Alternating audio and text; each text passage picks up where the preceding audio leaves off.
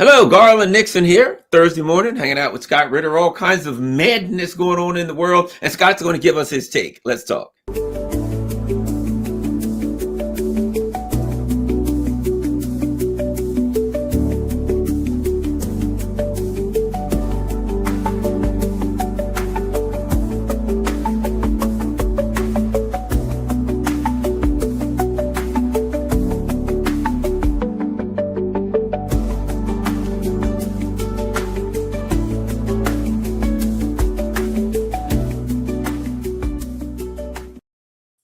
Hello, Garland Nixon here, hanging out with Scott Ritter. And before we get going on all the madness that we've got to cover today, let's start with scottritter.com. Scott Ritter is where you can go, scottritter.com, to find all of Scott's good work. And Scott, before we get going, fill everybody in on what your latest projects are and what they need to know about them.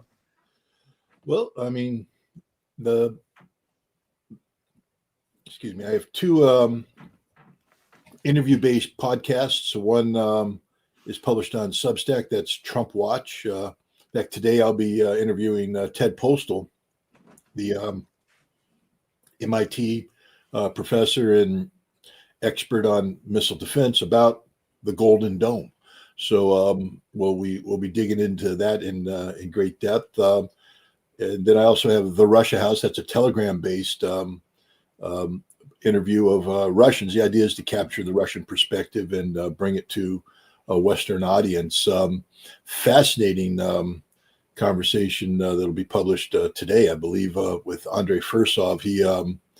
He's a Russian academic historian.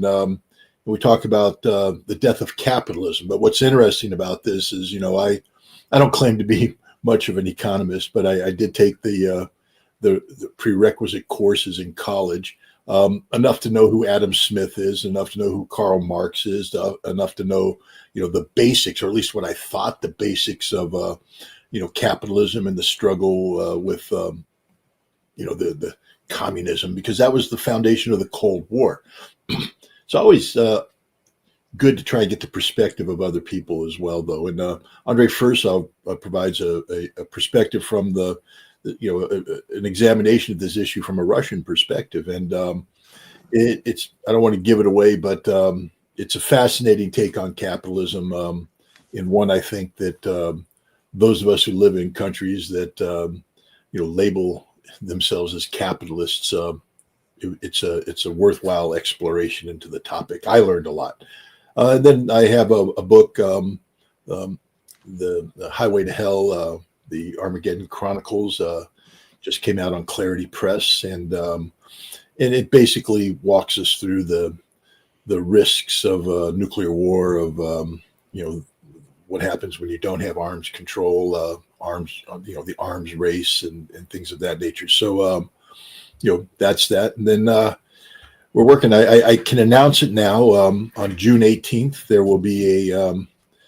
If you remember back in 1985, Phil Donahue and his counterpart in Russia, whose name just slipped me, I apologize for that. They did something called the Space Bridge. The idea was to bring normal Russian people and Americans together to ask questions, etc. We've come a long way since then, but there's been a reemergence of sort of a new Cold War, a new, it's not an iron curtain because the Soviet Union or the Russians didn't put it down, but it's a sanction curtain put down by the West that has isolated Russia. And many Americans today have a lot of questions about Russia, and many Russians have questions about America. So on June 18th, we will be reviving, on the 40th anniversary of the Space Bridge, we will be reviving a U.S.-Russian dialogue live. We'll be doing it on the American end out of Kingston, New York. Gerald Solante's The American Cafe will be the host, and we will be linking up with a group in St. Petersburg. It's linked to the St. Petersburg International Economic Forum, and so people will be coming there. But the idea is for 3 hours to, facilitate a dialogue between Americans and Russians, so we get to know each other better. And so I can announce that we'll be putting something out on how to come in. There's only 50 seats available, and I want to make sure that the people who come are interested in, asking questions of the Russians and being asked questions by the Russians. It's a full participation event. So that's that. And then the last thing is 38 minutes. It's a documentary film that I'll be doing about 38 minutes refers to the period of time in Hawaii on January 13th, 2018, where they were told a ballistic missile is inbound. It's fascinating when you go look at Jim Carrey's interview with Jimmy Fallon. You can look it up online and listen to Jim Carrey say, he got a phone call. The missile's inbound. They have 10 minutes to live. What are they going to do? He didn't want to get in the car to drive because he didn't want to be in a car when the missile went off. So he went to the beach and he just came to grips with the reality he was going to die. Now, he handled it with grace. Other people were desperately looking for their children, calling people up, saying goodbye. They thought they were going to die. And what I'm going to try to do with 38 minutes is recapture that, the intensity of that emotion. And then basically ask two questions. And it's the questions of the people that participate, also a question of the audience. Because I want the audience to put themselves in the position of these people. And if you could take, Marvel's Avengers, Thanos had the glove where he had the time stone. He could go back in time. If you could go back in time, the missile's inbound. You're going to die. It's over. Your kids are going to die. You're going to die. Life is over. Everything you thought you were about is going to be in. If you could go back in time and stop the missile from firing, what would you be willing to do? What would you be willing to do to survive, to have your children live? What would you be willing to do? Call up members of Congress, start a campaign, insist on arms control? What would you be willing to do? And then I ask, why aren't you doing it now? Because that missile's coming in, guys.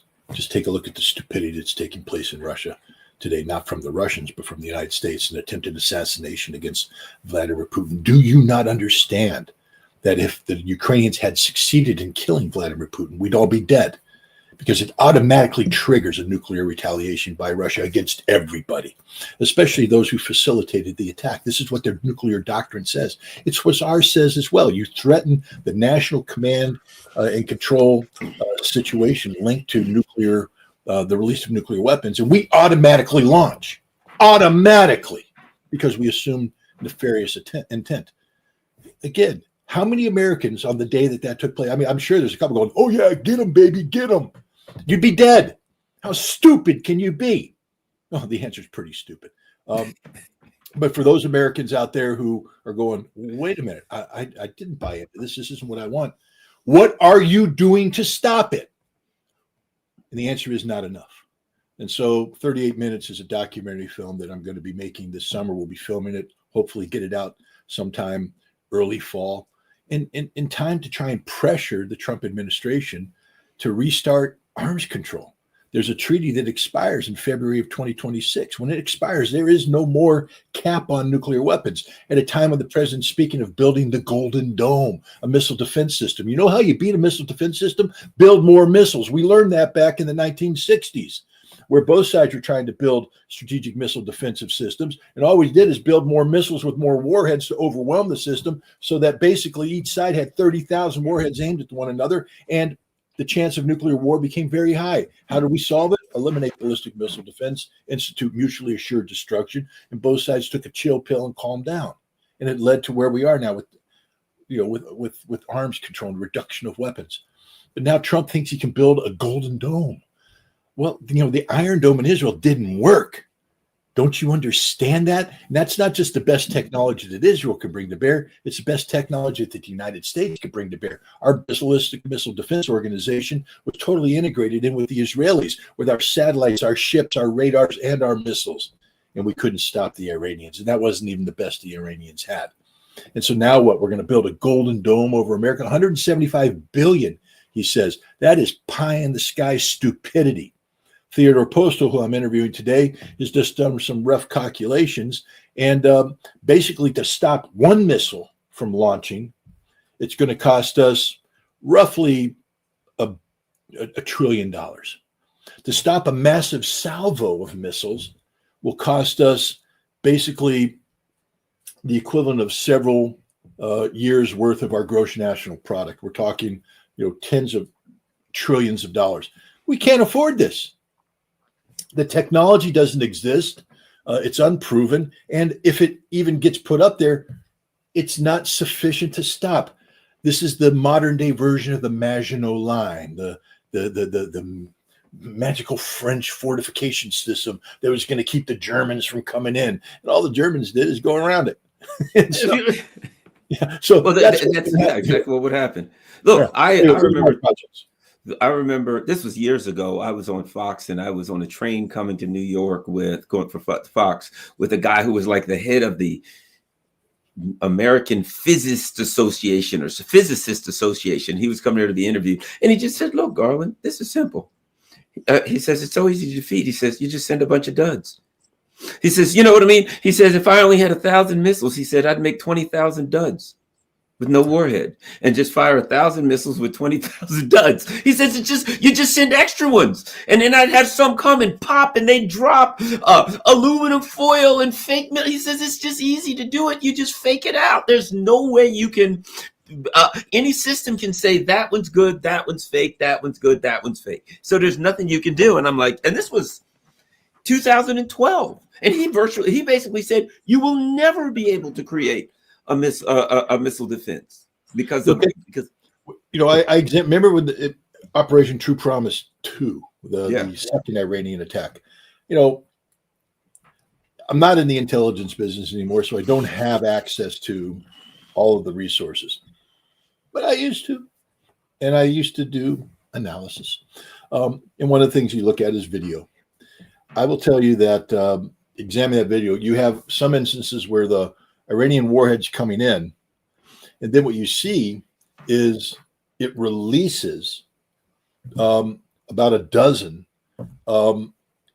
heat signatures that move on the ground, and the Israelis are firing everything, but above it sort of stalled. So it releases and the main warhead stalls. When the Israelis commit to intercepting these, the warhead that counts suddenly accelerates through and hits the ground. And that's just one of the many variants of warheads that the Iranians used. It's exactly what you're saying. You will never be able to build the perfect missile defense shield, and it will always cost more than you think it does. Americans should go back and examine what we spent on ballistic missile to date defense, and it just doesn't work. It doesn't work. The best thing we can do is get back into arms control, but arms control requires sanity, something that appears to be lacking, humility, meaning that you have to understand that you're not the cock of the walk. There's a big dog out there, and you get in a dog fight, and that dog could hurt you as bad as you can hurt it. So maybe not get in the dog fight. But when you have a president who is in a dick measuring contest every morning, he gets up, my hands, thinking that he's the biggest, baddest dude out there. He put out a stupid thing about how God is directing him. Really, God is directing Donald Trump. I'm not saying God's directing anybody, but a nation that actually believes in God, like the Russians do, because we don't. We're a nation that pretends to believe in God, but and I'm sure there's many Americans who do believe in God. But religion for us is a freaking freak show.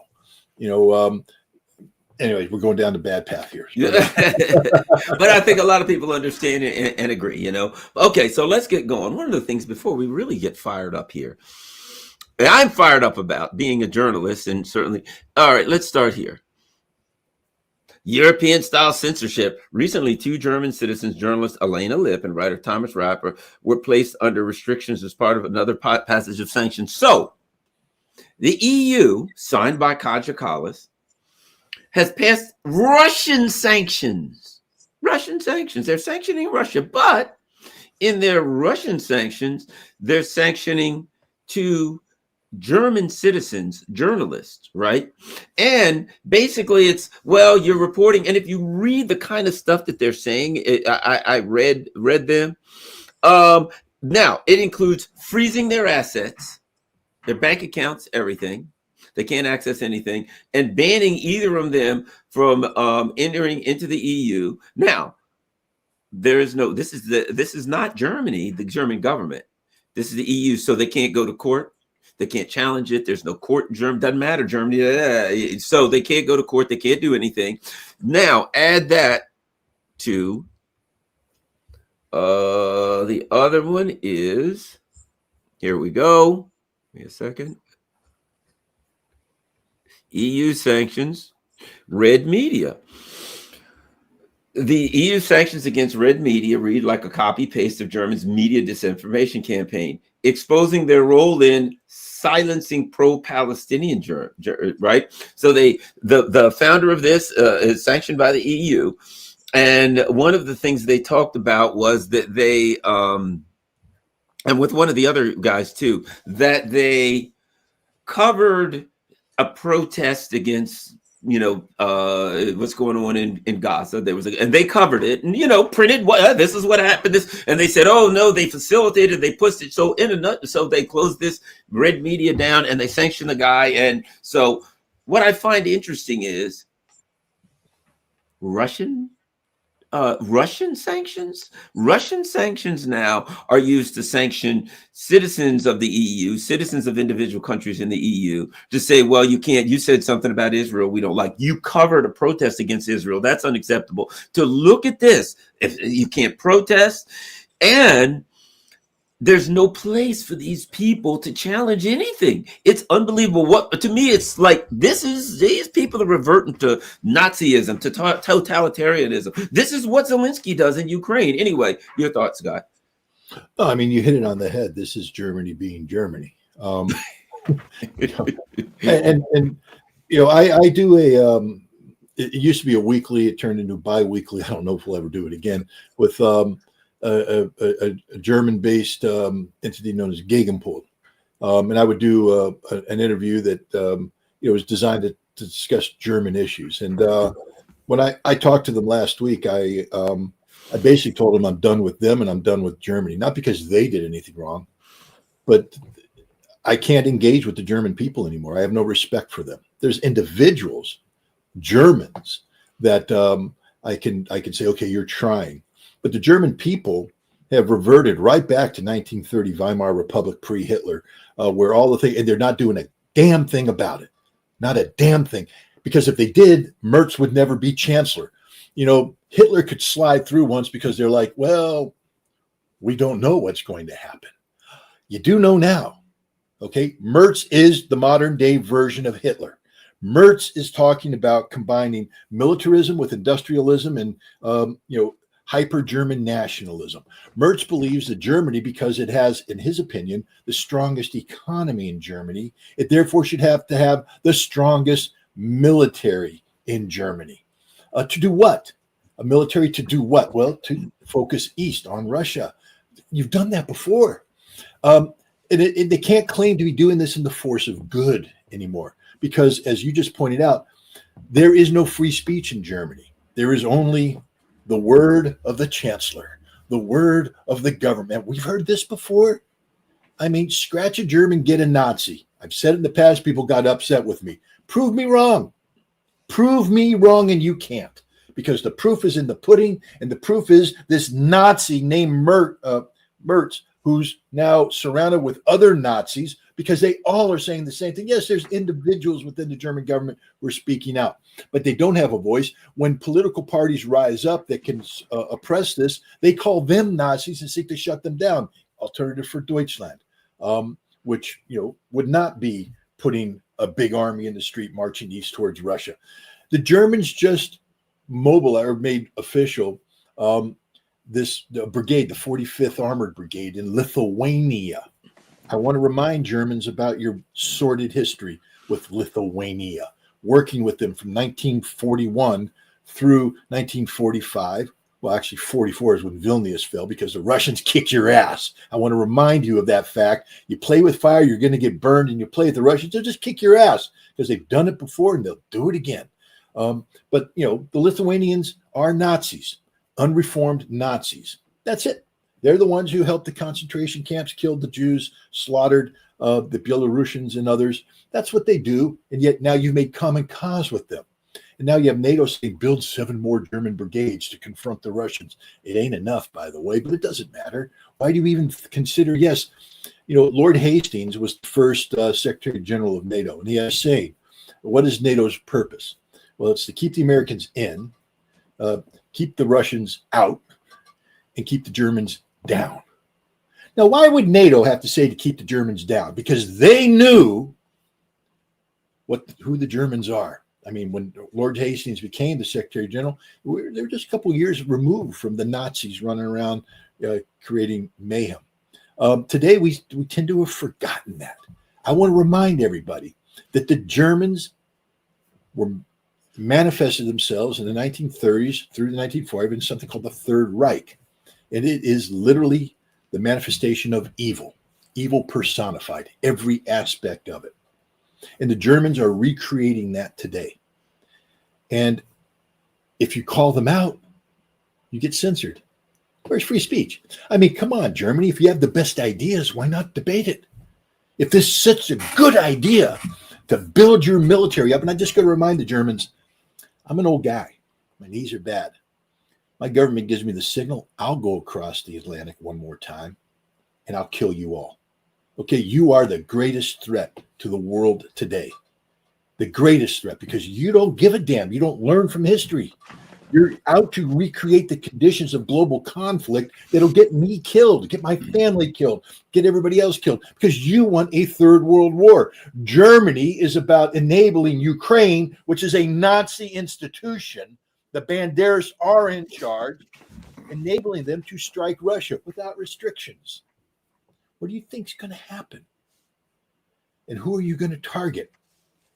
Let me ask another question. Who directed the drones against Putin? Because if you think that was a Ukrainian-only operation, you're wrong. You will find British fingerprints. You will find French fingerprints. And I'm guessing you're going to find German fingerprints in there. You tried to kill the president of Russia. Are you so stupid not to realize that the Russian nuclear doctrine is such that if you killed him, they would launch automatically? It's done. Germany seems to think this is a good thing. Merz seems to think this is the necessary thing. Germany is the greatest threat to the world today because it is literally recreating the Germany of the 1930s, literally, to include the suppression of free speech, of opposing points of view. I've always said that you're welcome to have any position you want. That's the beauty of free speech.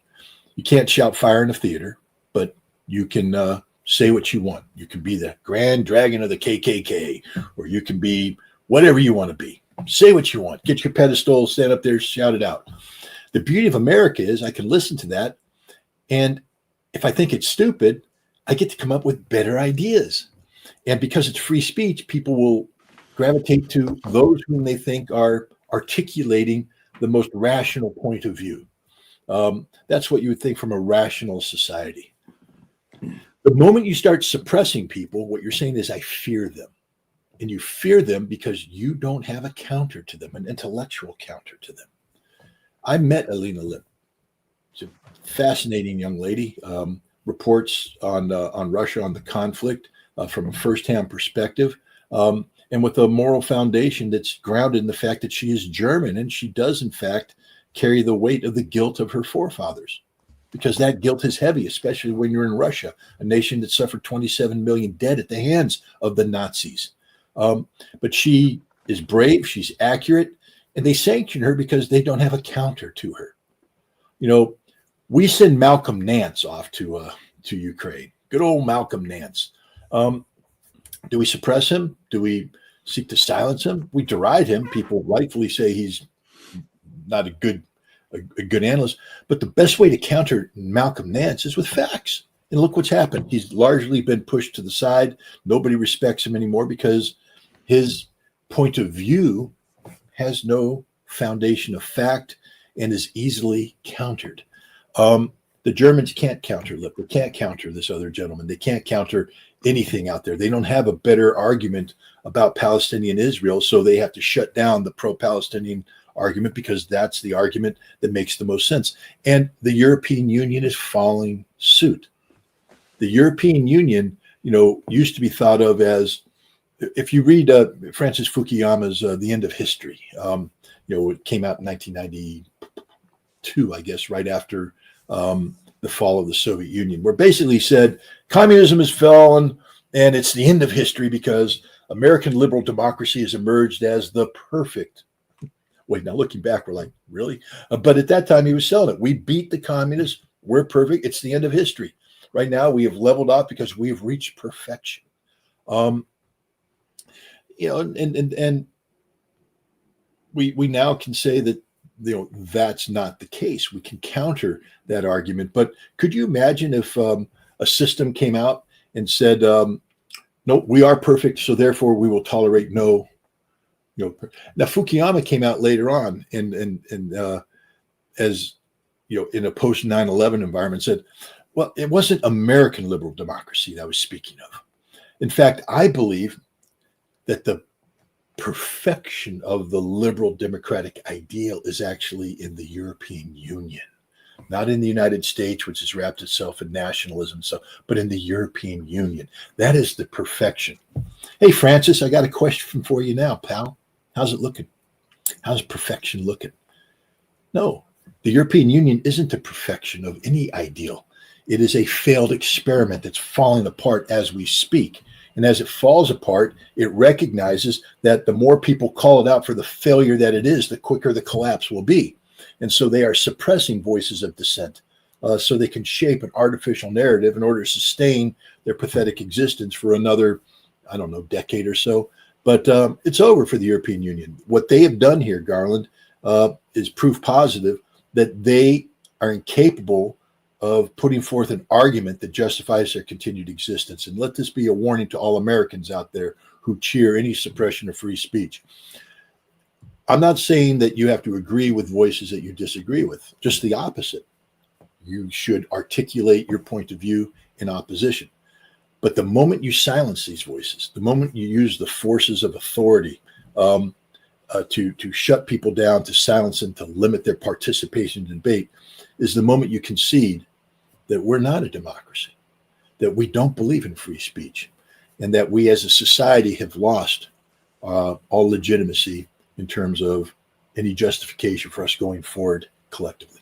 When I used to be on X, I used to all week I would get these. You probably got them, these emails from Germany, and it would say the law in Germany says that whenever a complaint is filed against you for making a statement, that you must be notified, and it would say, whatever, X's Twitter has looked into it, blah blah blah. We found that you didn't violate the law. The bottom line was, like, the most benign tweets that I would make were literal violations of the law in Germany. Benign things. That guy's a jerk. In fact, I think someone was arrested for calling Schultz or one of them an idiot, for just calling him an idiot. The police knocked in their door, took him away, fined him like 600 euros or something for saying, or Annalena Baerbock, one of them saying that person was an idiot. You're not allowed to criticize the government, even if the critique is just call him a name. Guy's a jerk. And so we have to be careful. We have to, I think, also pay attention to that, because I still remember the truckers. Remember the truckers? And I watched what they were doing, and I didn't see any violence. I didn't see anything. And next thing you know, in Canada, people who I'll never forget, one lady had sent them $25. They locked up her bank accounts.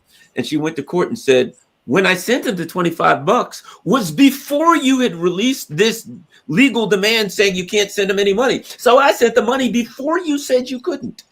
Yeah. And then it was an ex post facto. Well, you did it, so you're wrong. But I didn't do it you didn't tell me. Doesn't matter. Right. So I looked at that then and I'm like, boy.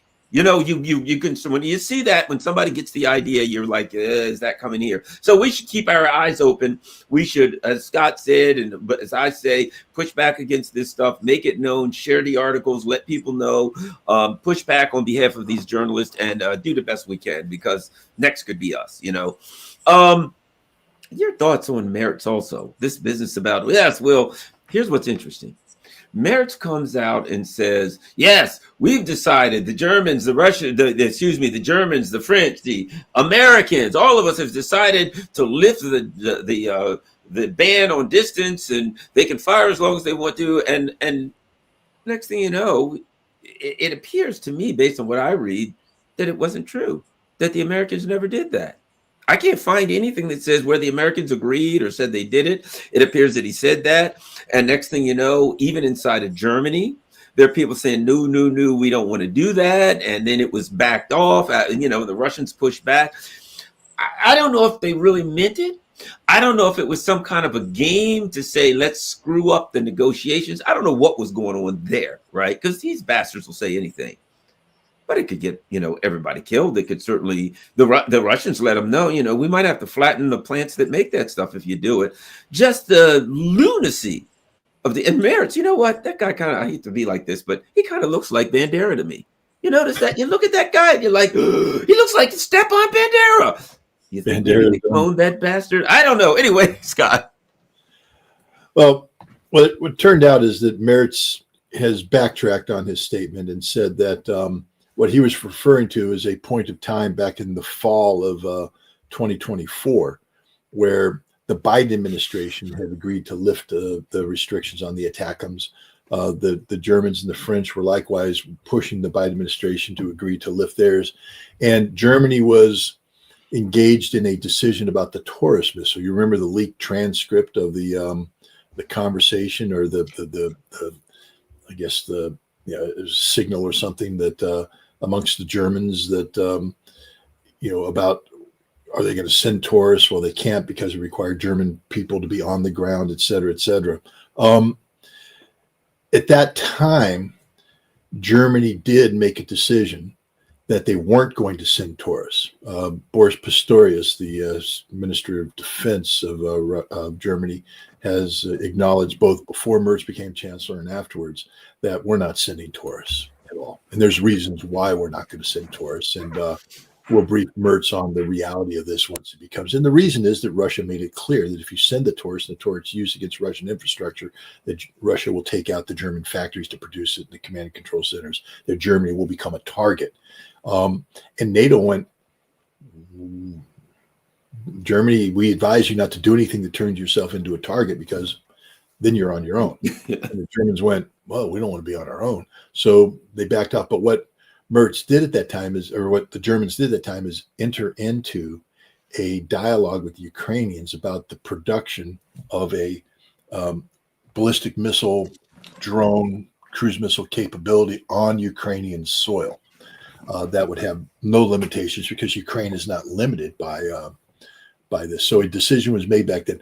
Merz was apparently referring to that decision when commenting on the fact that they have now finalized this agreement and Germany's ready to fully fund a factory on Ukrainian soil to produce a cruise missile with a range of up to 2,300, 2,800 kilometers. And Germany says, yes, we're going to do that. But that's different than giving them Taurus missiles, et cetera. This is something new. And the idea is that because it's produced on Ukrainian soil by Ukrainian factories, that any Russian retaliation would be limited to Ukraine. I think the Russians had come out and set the Germans straight on that. No, we will hit the source, and the source is you. And good luck. But that's the that seems to be the controversy here, is that Merz was making reference to things in a circumspect fashion, and it got interpreted wrong, not because the people interpreting it are stupid, but because Merz is just inarticulate trying to explain what it is he's actually referring to. But I think the answer is that this isn't about the supply of Taurus missiles, because Germany has been put on notice. You provide Taurus missiles and they're used, you get hit. That decision's already been made. This is about providing Taurus-like technology to Ukraine for them to produce a Ukrainian missile that then can be launched against Russia. Let me show you something, Scott. Not to be, petty, but here we go. Here's our guy Merritt's, right? There we go. You notice that. All right, that's Merritt's. Now let's just look at his. Let's look at this guy.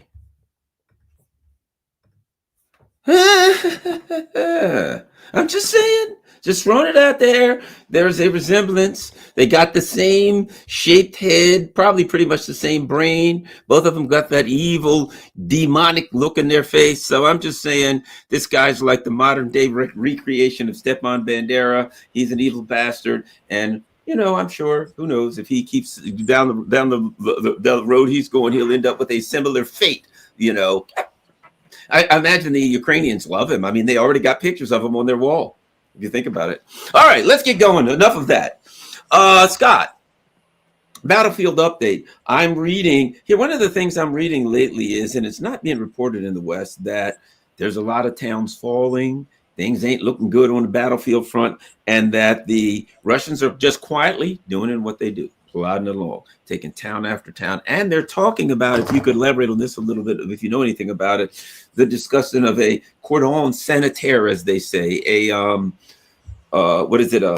buffer zone, that kind of stuff. What do you know about the battlefield, buffer zones, and stuff like that, Scott?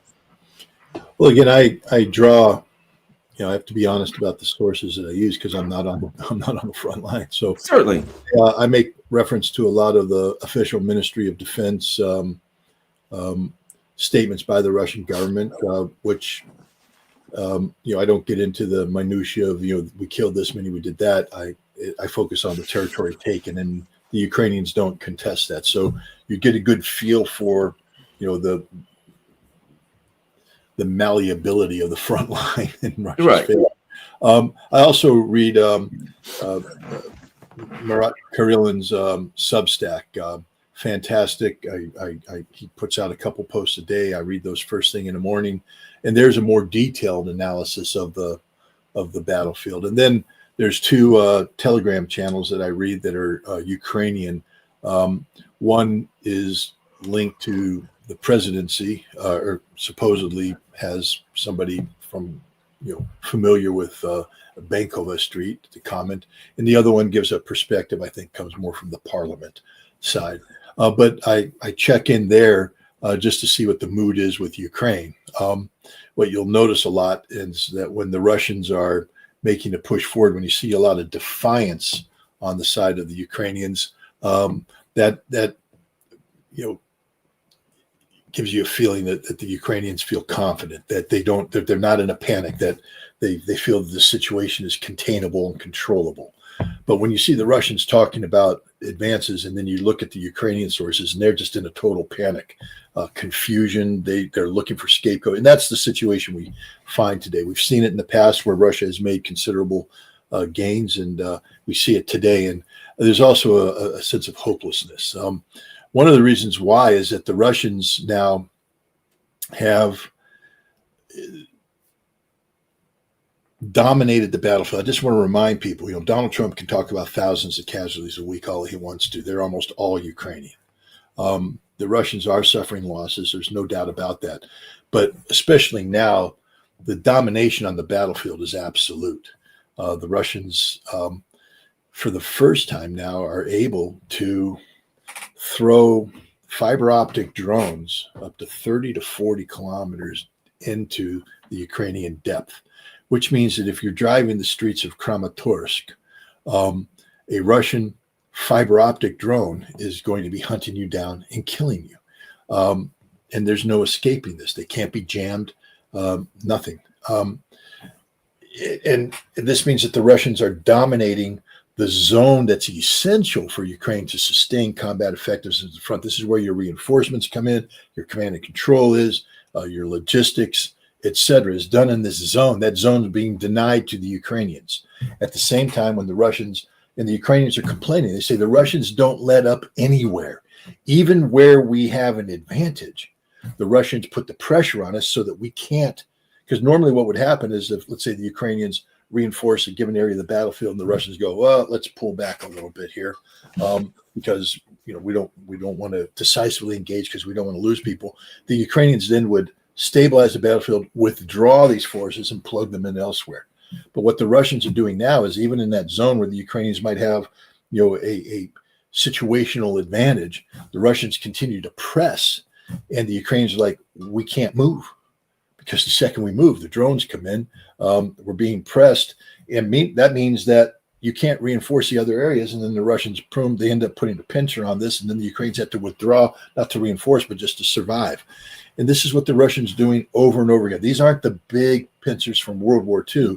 These are tactical pincers where they identify a strong point, then they hit the flanks, they threaten the flanks while shutting off the rear, and the Ukrainians have no choice but to withdraw. And this is happening every day on the battlefield. We're just seeing pockets go away, and the Russians are just chomp, chomp, chomp, chomp, chomp. And the Ukrainians right now don't have the ability to reinforce and stabilize. So as the Russians chomp, there's nothing replacing it. And there's a feeling now, people have talked, the Russians talked about 175,000 troops that they've brought in, mobilized, trained since the beginning of this year. This is, we are literally talking 2.5 armies worth of soldiers. Our Russian army is about a corps size. When these forces get deployed, and if you took a look at the May 9th, when I went to Russia in May of 2023, the May 9th celebration was sparse. I mean, the only tank that rolled down on May 9th was an old T-34-85, one of them. They had a couple other vehicles, some missiles, some artillery systems. Then they brought out the big, Topol-Ms or Yars. But other than that, it was a very limited. This year, man, boom, boom, boom, tanks, tanks, tanks, tanks. Which means that the Russian defense industry is pumping things out like you wouldn't believe. And these 175,000 troops will be organized into units that will be well equipped, ready to, do whatever they're tasked with doing.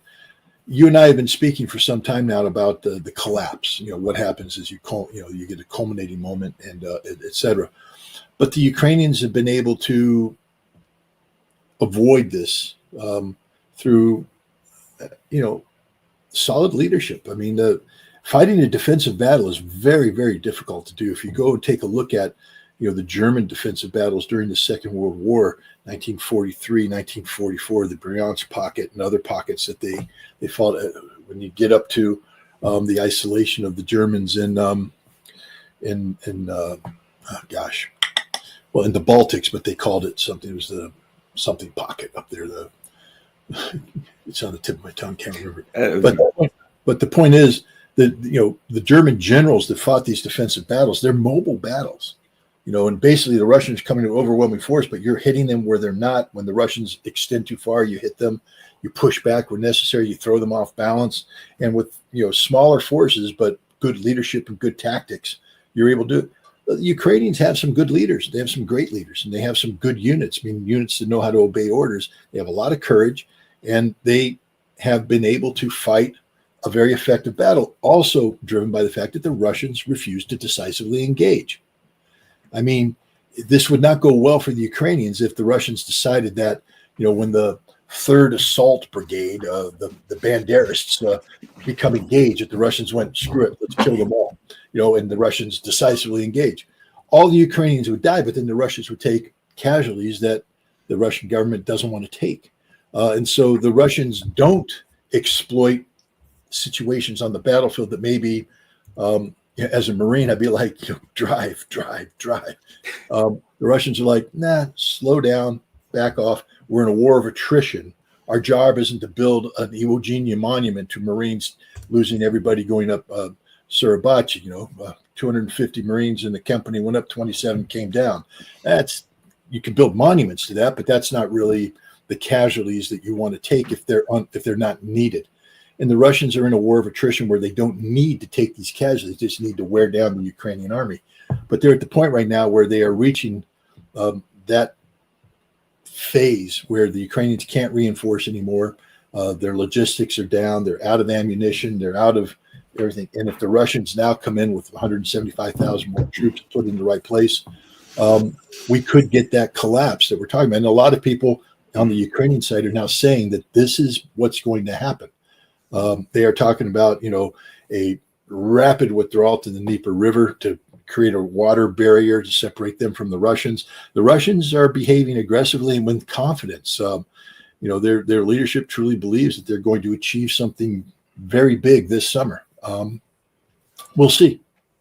As I've said time and again, if I were the Russians, and I believe this all along, everybody's like, why is it that the Russians wouldn't blow the bridges and stop everything from coming across? I said, if I were the Russians, and it's a terrible thing, but war is a terrible thing, I would look at it like eventually when the lines collapse, and you really want them to collapse as slow as possible because time's on your side and you don't need to lose a whole bunch of troops in a big offensive.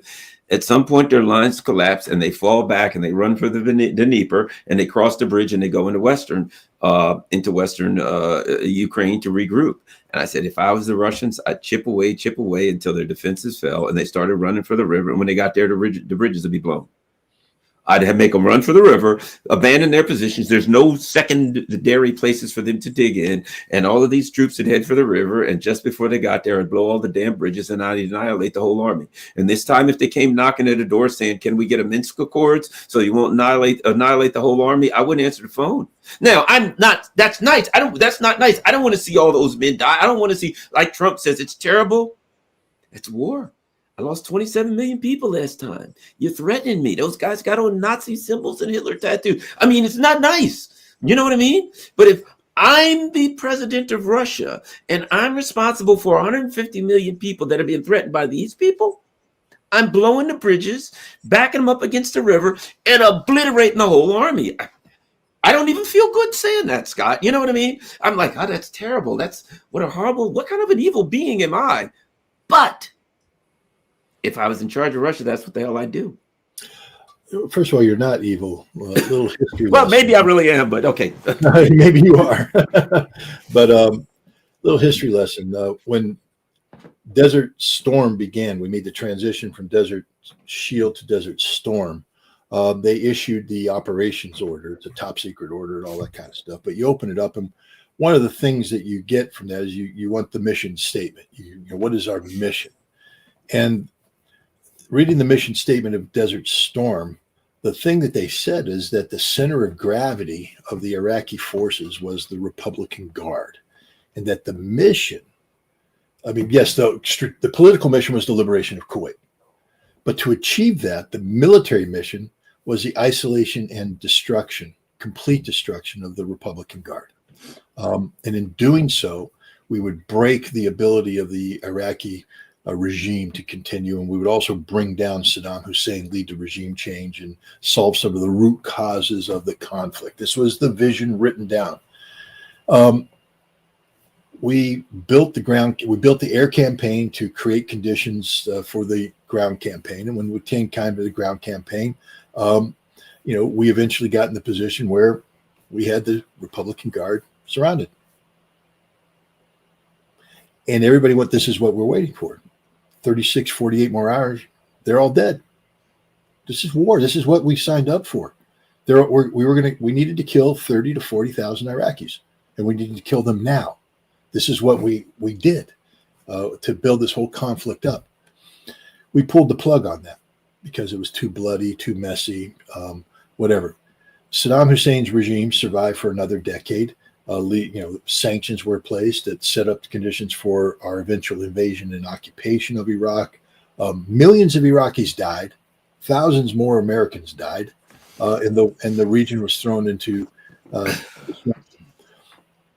We were right in identifying the Republican Guard as the center of gravity of the root cause of the conflict was Saddam Hussein's regime's decision to invade, occupy, and absorb Kuwait into Iraq. Whatever, you can, as a historian, I can sit there and go, well, the Iraqis had, a lot of justification to do what they did. Irrelevant. When a political decision is made that's not tolerated by our side, then the root cause of the problem is Saddam Hussein, the regime, etc.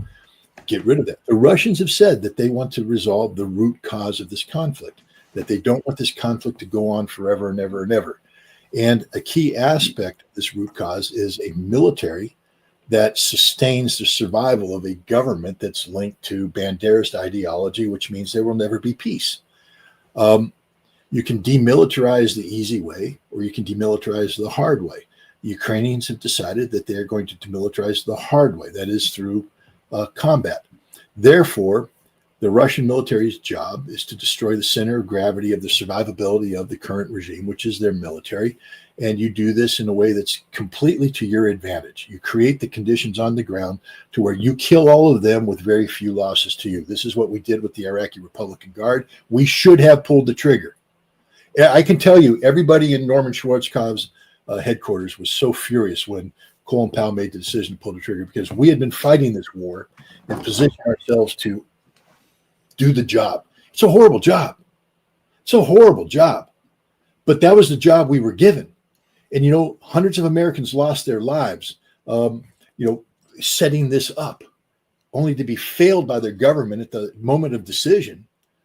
Say, well, we really don't want to kill 30. Then why did you say you wanted to do it to begin with?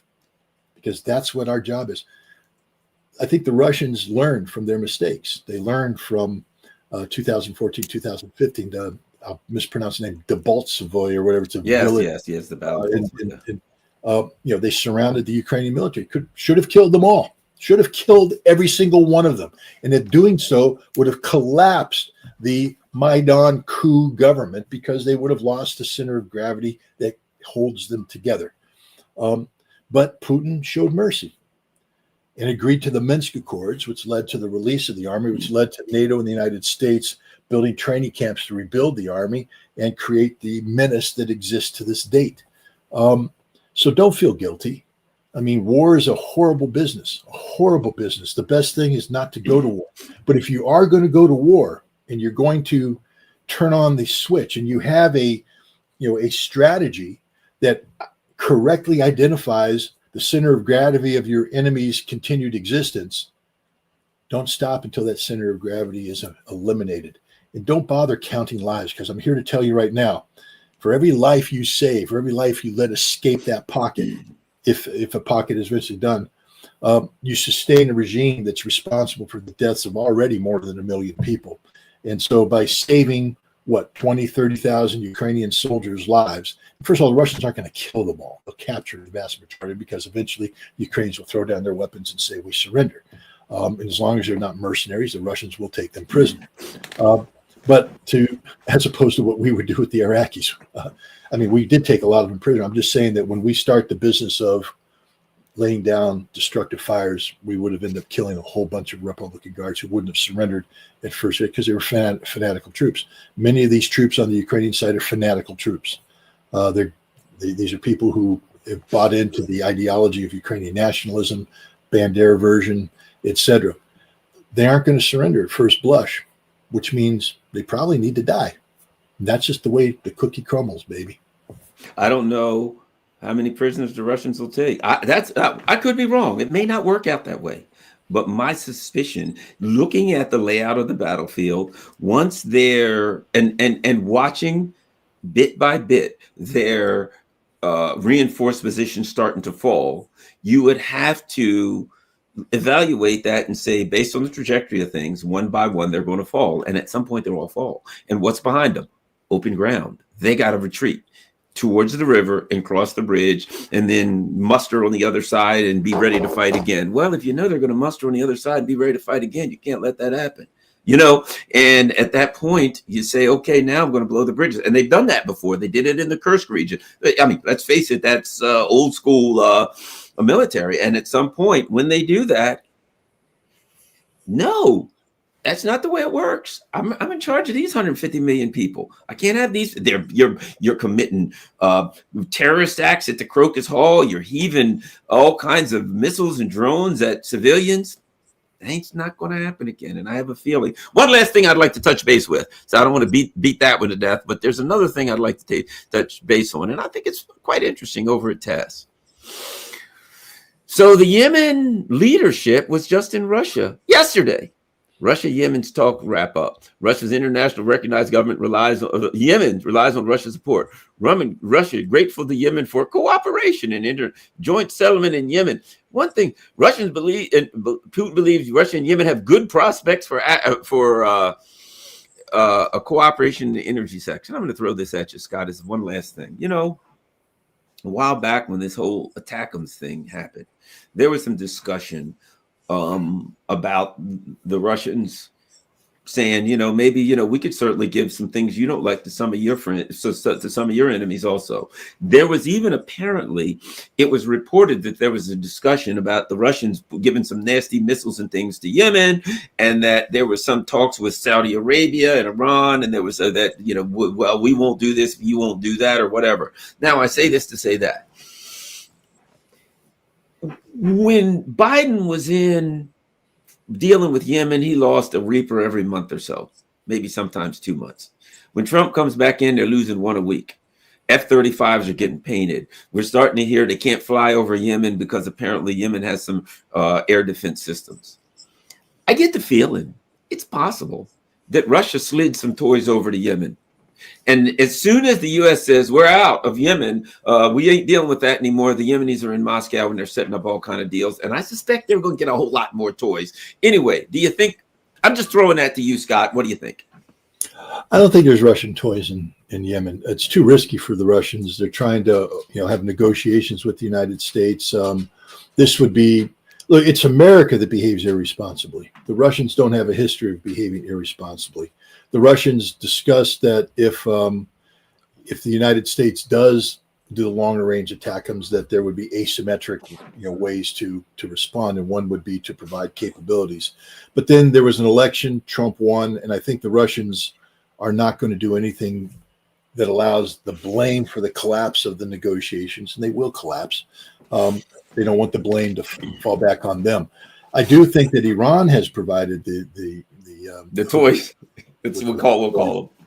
And the Iranians have some very advanced air defense systems, and their ballistic missile technologies are very good. So good that on certain categories of battlefield weapons, the Russians apparently are buying Iranian weaponry to employ. They've bought some North Korean weaponry. And we take a look at we were talking earlier about the ballistic missile technologies used to defeat the Israeli-U.S. Iron Dome. Some of the best stuff in the world. And I think it's transitioning over to Yemen that way. I think what the Russians are doing is the Russians are involved in some interesting dialogue taking place. And I think much of this dialogue is communicated to the United States. For instance, I think the Russians are viewing themselves as a potential vector of problem solving with the Iran crisis. We still don't know even if it's true or not, but why is Russia hosting Iran, United Arab Emirates, and North Korea? I mean, if you wanted to pick three nations, you're going, what is the linkage here? The only thing that links them is nuclear ambitions, in terms of nuclear enrichment.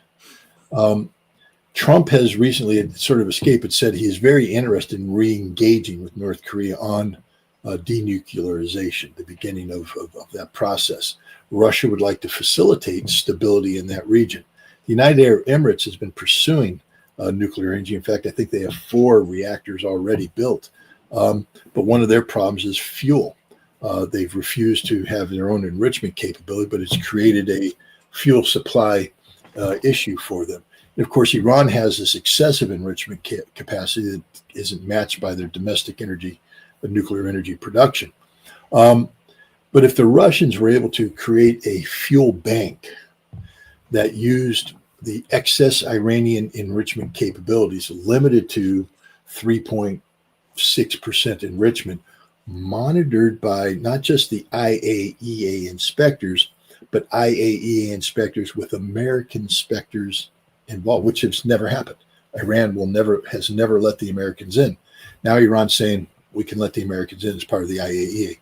Well, this does a couple things, because if the American inspectors are involved, it doesn't just give the United States confidence in terms of what the IAEA is doing, but it also is a way for the United States to say, we are legitimizing what you're doing, because our participation in a monitoring regime assumes that we agree to the four corners of the agreement, that we're monitoring your compliance with this agreement, which means that we are de facto accepting the reality of enrichment.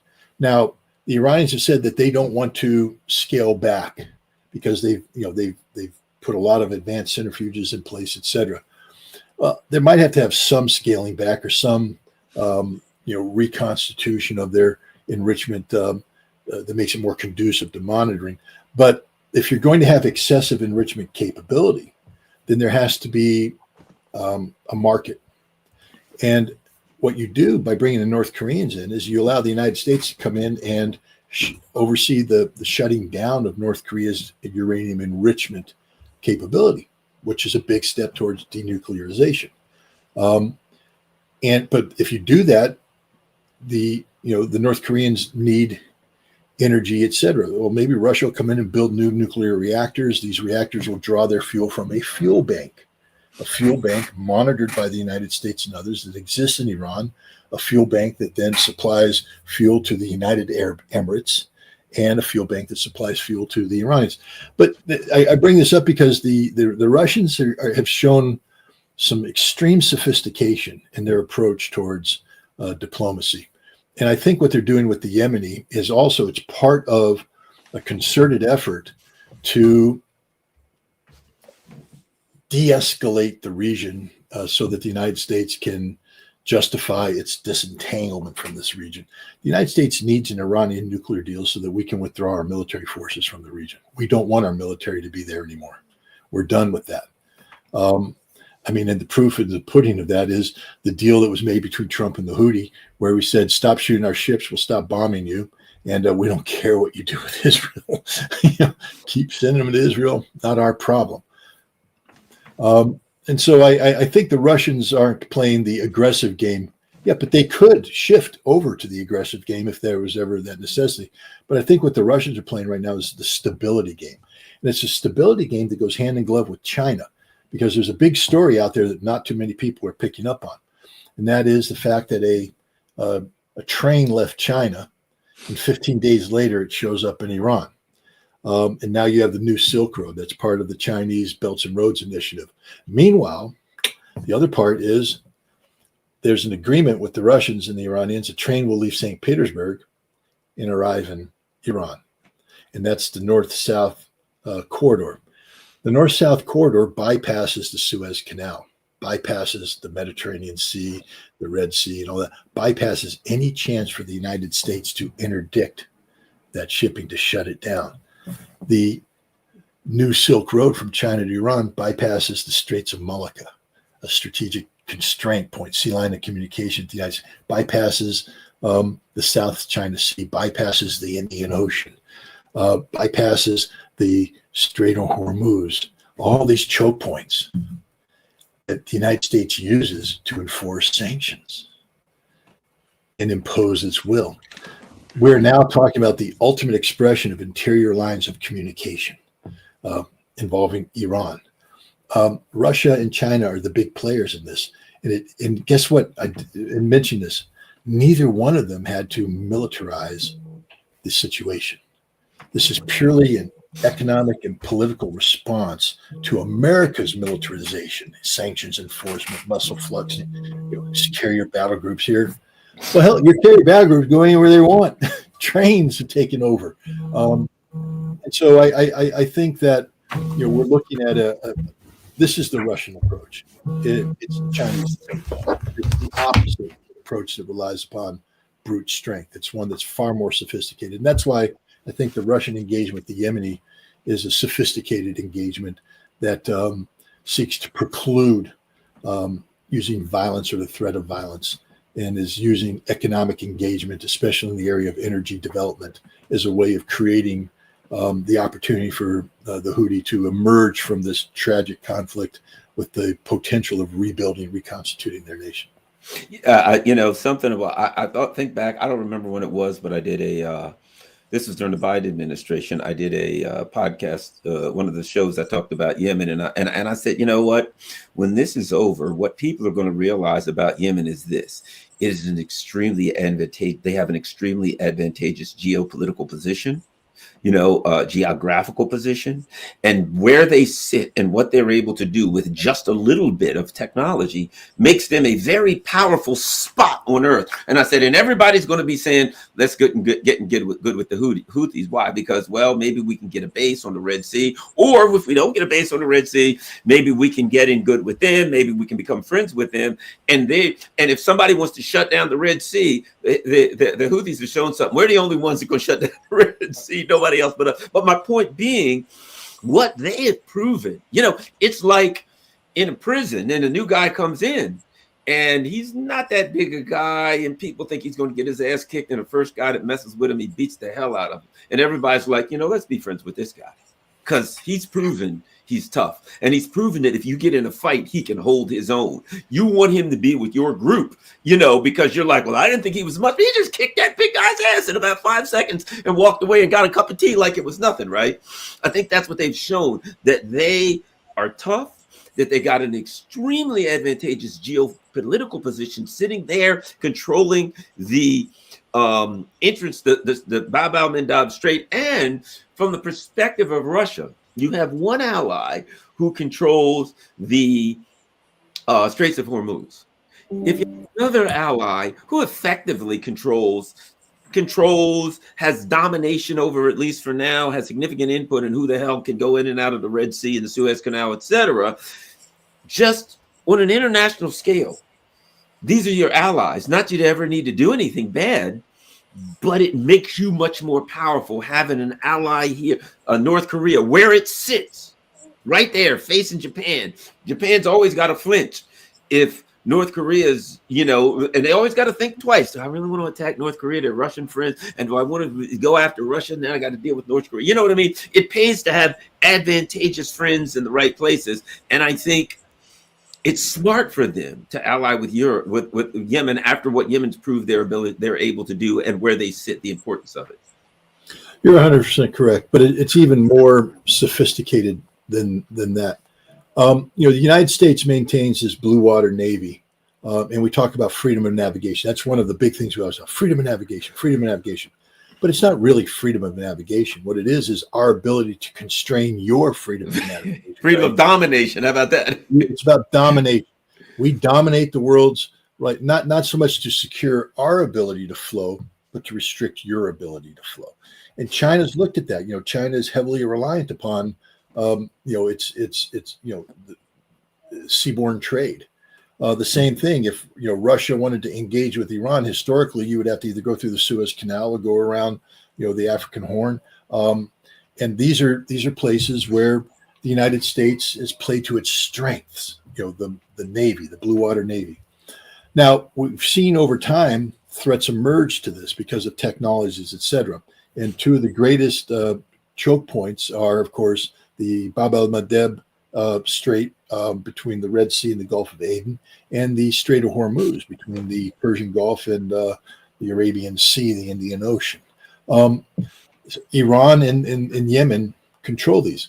What Russia's done is told the United States, hey, we can be a moderating force between the Iranians and so that you don't feel threatened by them. We can guarantee the flow of traffic here. And we'll do the same with Yemen, guarantee the flow of traffic. So the United States are going, yeah, baby. See, we've leveraged our capability. We're now dominant of the seas. But what they're missing out is, and it's the same thing with the Panama Canal. Donald Trump's fixation on the Panama Canal is to control commerce between the Panama Canal.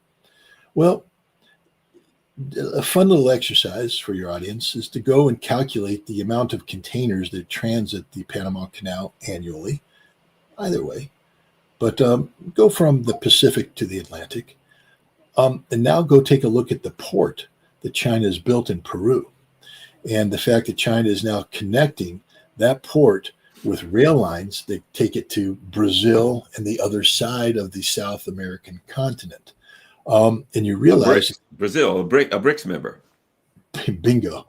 And you realize that China has immediately made the Panama Canal meaningless from a trade perspective, because now China's built the world's biggest container ships for the sole purpose of coming into the world's biggest container port, offloading these containers onto modern high-speed railways, which transport the stuff to Brazil and links in their BRICS members. And U.S. I control. had one other thing. And they get all of this beef and soybeans and stuff from Brazil. So the other way around, you can't block them from getting all of the things that the natural resources and stuff that they get from Brazil. Well, it's the same thing. China using its rail line, New Silk Road, to send goods to not just Iran, but the Middle East. But Iran now ship 9-point-something million tons of oil to China using this rail line. That means Iran doesn't have to have a shadow fleet, doesn't have to put oil on ships that the United States intercepts and steals. This just goes, there it goes. So, and, there's effective ways. For instance, people say, well, how does this help Yemen? Well, the way it helps Yemen is that, give you an example, Azerbaijan and Iran have a border. And so what Iran will do is buy gas from Azerbaijan to fuel Iranian energy needs in the north. And then gas from the south will be sold on behalf of Azerbaijan to compensate. And so Iran's selling Iranian gas, but the benefits go to Azerbaijan.